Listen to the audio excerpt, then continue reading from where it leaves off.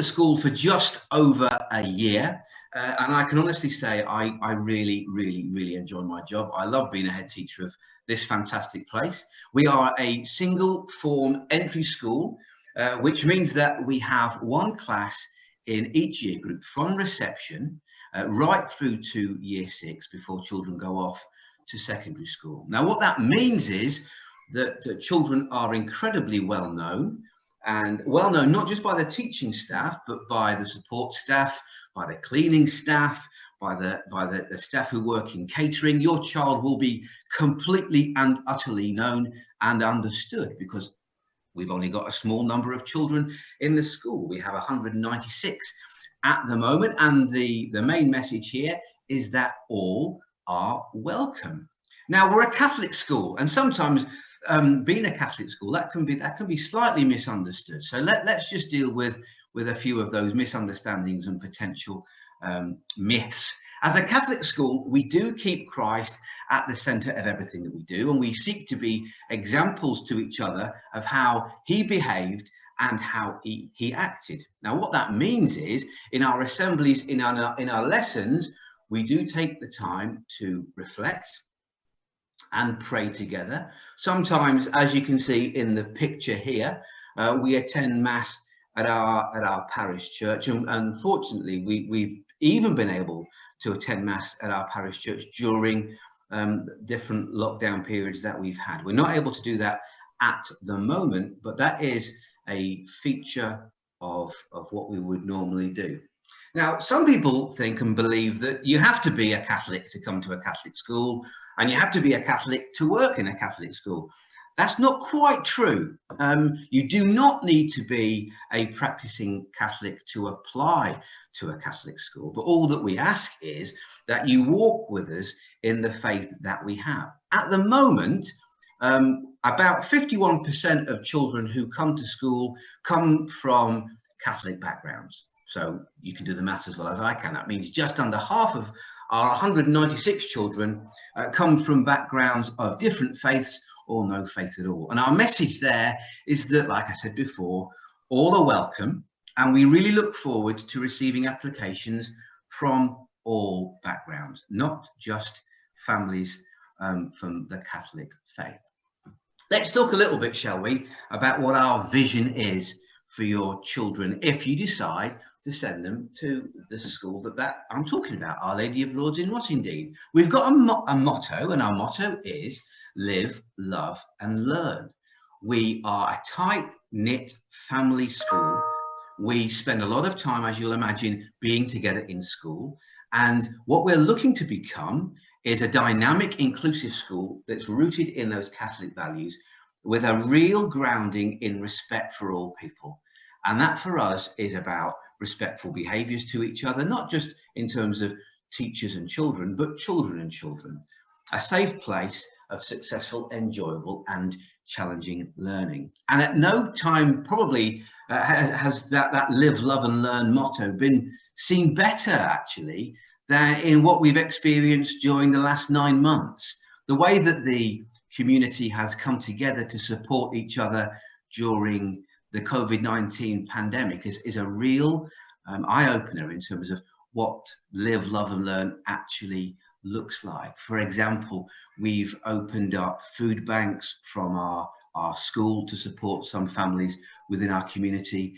We've opened up the school as widely as we can to children of critical workers and key workers and vulnerable children. At the moment, there are around 41, well, there's not around 41, there's exactly 41 children in the building today, which is around a fifth of our normal intake. The rest of our children are working remotely at home, and I'll talk a little bit about that right at the end, if I may. Okay, of course, after keeping children safe and making sure they are well cared for, the second priority of any school is how good is the teaching and learning. And when I first came here a year ago, this was the first task that I gave myself. Find out how good the teaching and learning is in the school. I can honestly say that the quality of staff in the school is extremely high. I am constantly struck and constantly moved by the way that all the teaching staff and support staff know, understand, and care for these children. Now, when you're thinking about putting your child into a school, obviously you're going to be thinking about the early years foundation stage staff and how good those staff are in terms of helping children move from nurseries into a school environment. And that, out of all the transitions that children go through in their educational life, that is possibly, if not definitely, the biggest transition that happens.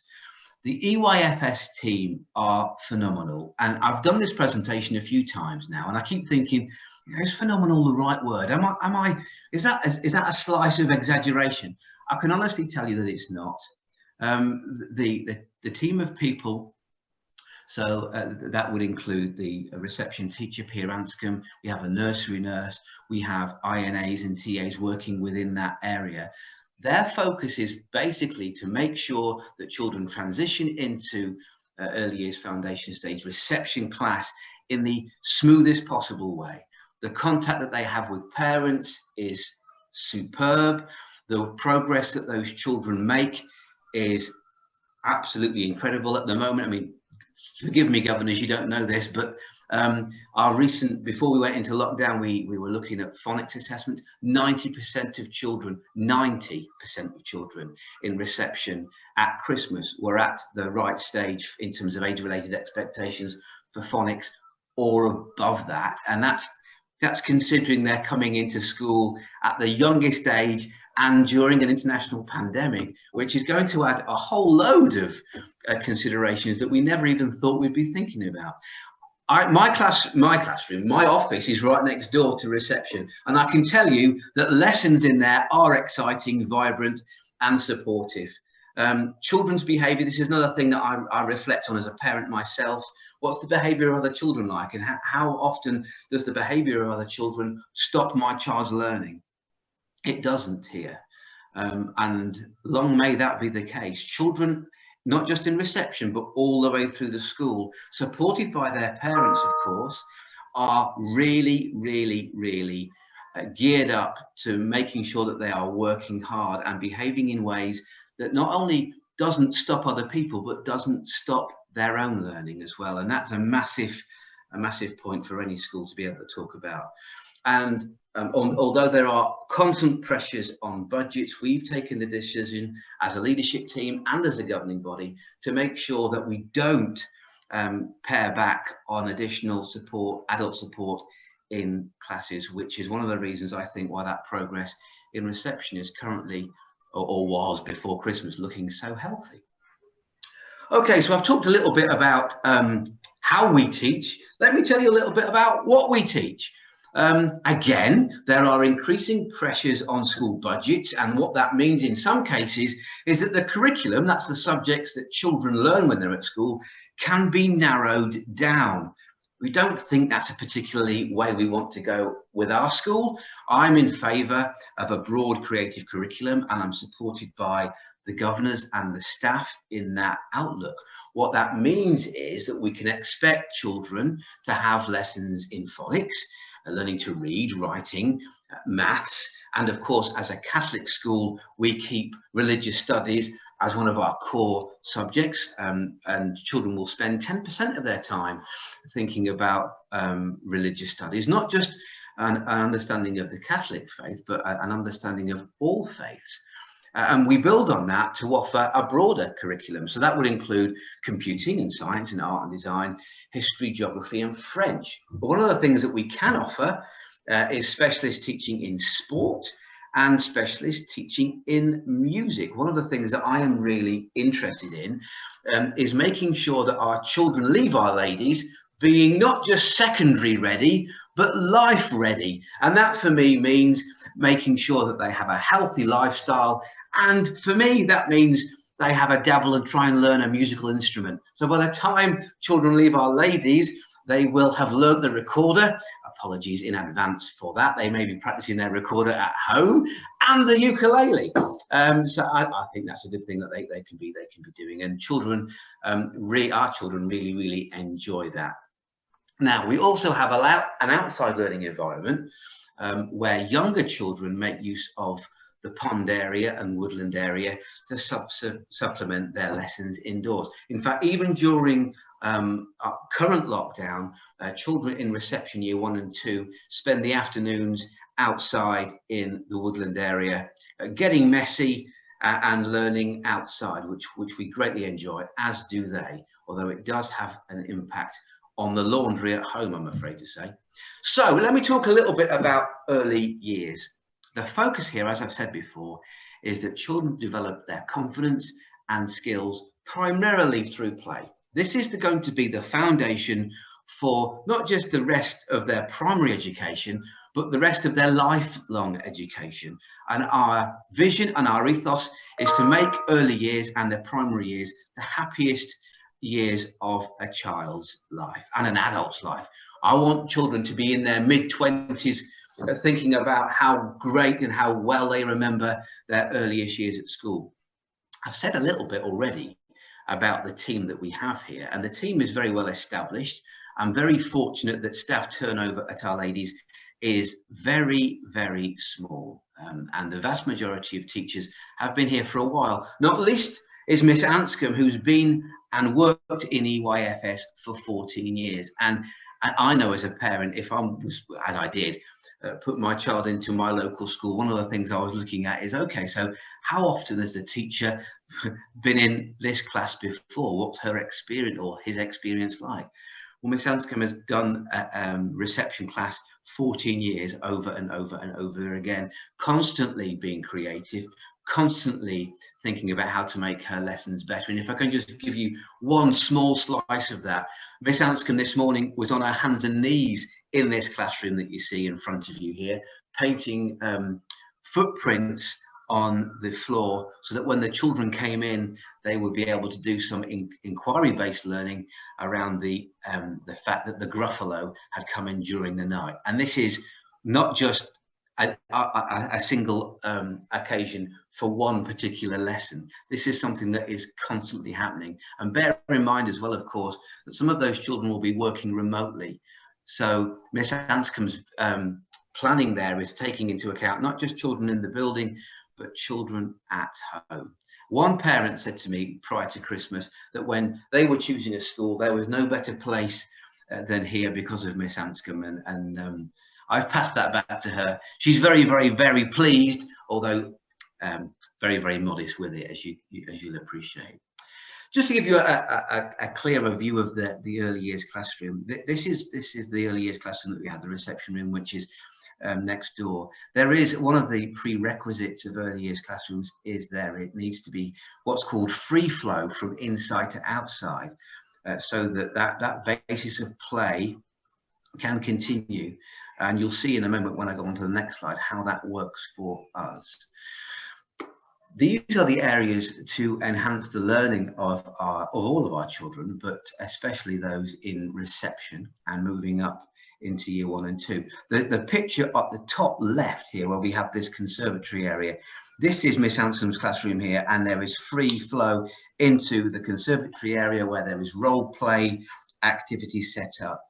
There's a kitchen in there, and then from there into the reception outside space, which is solely for reception children. There is sand play and water play, and of course climbing frames and different bits and pieces for them to be involved in there. And then moving across, if I may, that top row, the adventure trail, which is up in the woodland behind the school, the large playground which is behind the school, which reception use at lunch times, and there are different views of that there. This view here at the bottom left is the library, which, as you can see from the size of the chairs and the furniture in there, is primarily used by children up from year 3, 4, 5 and 6. So that's our junior section, but that is an area that reception children pass through. And even though it's not necessarily made for reception children, that idea of a vibrant learning environment and a vibrant school environment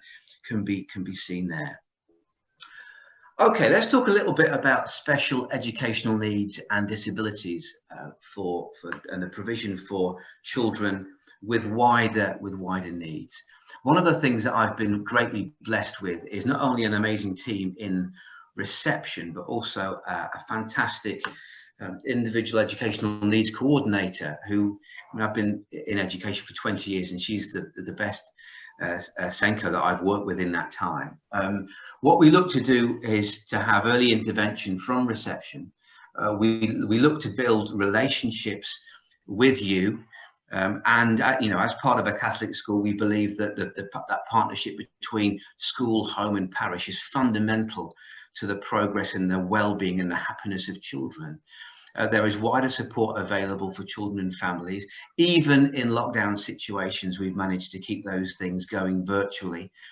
There are in-house groups for cognition and learning. So if there are educational needs around barriers to learning, we look to diagnose those quickly and look to ensure that the provision that we put in place for our children means that all of them can access the curriculum and be happy and make progress in terms of doing that.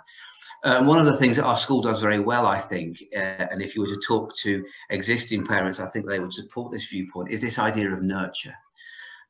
We are small, and sometimes that brings its challenges, because we're thinking about resources in lockdown and things like that. But one of the things that it does do is it means that that child is completely and utterly known, and there is no greater start for a child than to experience that. We have team building exercises, Lego therapy. There's weekly support, which, as I say, has continued in lockdown, from safety net and dialogue and EMAS. And we also work with colleagues in CAMS and victim support to make sure that children get the support they need. But most recently, that has looked at support around trauma caused by lockdown, trauma caused by the mental health impact of not going through lockdown just once, but going through that 3 times. That's difficult enough when you're an adult. When you're a child, that becomes at times extremely pressing, and we're very, very aware and awake to those threats as well. Of course, results and outcomes are important parts of choosing a school for your child. These results and outcomes, as you'll appreciate, are a couple of years old, because there were no SATs results last year, and we received news on Tuesday, I think it was, that there'll be no SATs results in the coming year. However, the results there are strong, and that, I think, comes from 3 places: the support of parents in helping their children at home, the quality of the teaching, and the drive and determination of the children themselves to do the best they can. The internal data that we have is healthy. I've mentioned the 90% in phonics in reception, and long may that continue. We'll continue looking at ways to improve ourselves continually to make sure that those outcomes are as high as they can be. The other outcomes I'm really interested in, though, are the softer outcomes, the outcomes that are less easy to grade. And those outcomes are primarily around the health and well-being of your children, and how well we can prepare them for the challenges that come, not just through their primary school, but as they go on to their secondary school. Now, this is probably the most important thing that I'm going to talk about today, which is, okay, Paul, so you've talked about outcomes, you've talked about your provision for special educational needs, you've waxed lyrical about how good your team is. What's the food like? Well, the catering is undertaken on site. We have our own school cook, who's Teresa. Teresa has an encyclopedic knowledge of the dietary requirements of the children in the school. She knows these children by name, and I think that is absolutely superb. Children enjoy their food. We have a wide variety of healthy snacks and healthy food for the children to enjoy. All of that food is cooked freshly on site. The vast majority of our children have school meals, as you can see here. That's not to say they have to. If they wish to bring in food from home, they can absolutely do that, and they eat together in the hall, which you can see there on the left hand side of your screen. And We have a special table, which you can't see there, a special table which is set up where children can sit down and enjoy their meal with me. And believe it or not, that's actually a reward that they really enjoy. Sit down with the head and have a meal and just have that social element of their day. I greatly enjoy lunchtimes here. Okay, curriculum enrichment. So what else do we do here apart from teach the curriculum in terms of traditional lessons? Well, of course, you won't be surprised to learn that this has been an area that's been adversely affected by the COVID-19 pandemic. So I'll talk to you about ordinarily what would happen. We do offer wraparound childcare. There's provision in the morning at Breakfast Club, which begins at 7:30, and there are after-school clubs which we run, which children can sign up for and enjoy, allowing of course parents to work. We have music tuition, so we have what are called peripatetic lessons.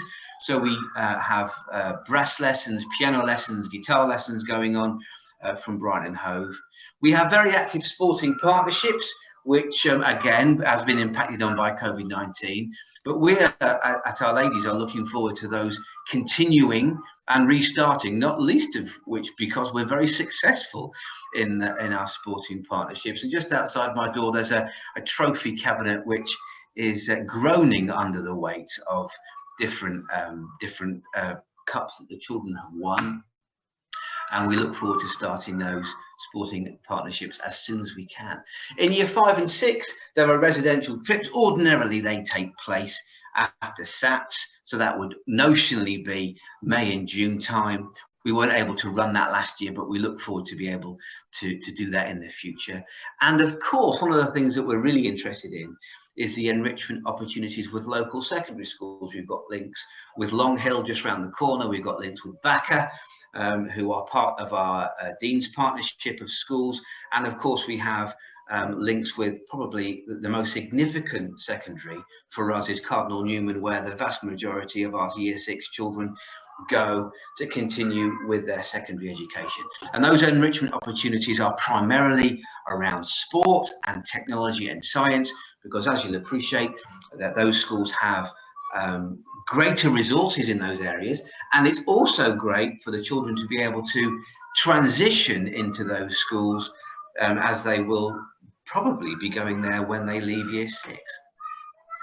And finally, just a couple of things here. Just ordinarily what I would want to do in this situation is to give you some input from children and input from parents, because they will tell you exactly what the school is like. And so prior to Christmas, I was talking to some children and I said, look, if you could choose to say anything to parents, what would you say? And they were talking about these ideas which have been scribed down on the right hand side here. This is what the children in year 5 and 6 thought about our school. They feel welcome, they feel that everyone is kind, they feel they've got great teachers, they learn loads, in capitals, of new things. They like the idea that they learn about love and they learn about fun, and they like the idea that they can play music. And then on the on the left hand side of that screen is this idea of what parents are saying. Parents, the vast majority of parents feel that we look after their children very well. I wouldn't say all parents, because sometimes I don't get feedback from absolutely everybody, so it wouldn't be fair.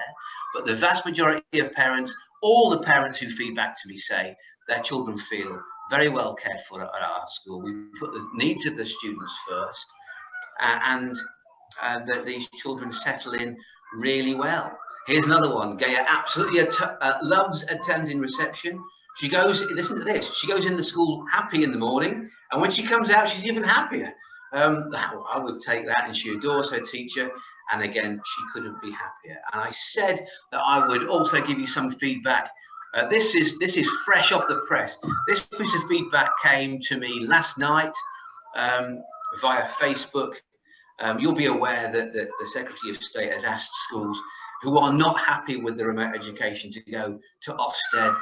And our parents are suggesting that they write to Ofsted telling them how outstanding their school is and how hard all staff are working at the moment to make sure that the provision for those children, continue. And as you'd expect, I've shared that with staff this morning, and we look forward to those efforts and those relationships continuing.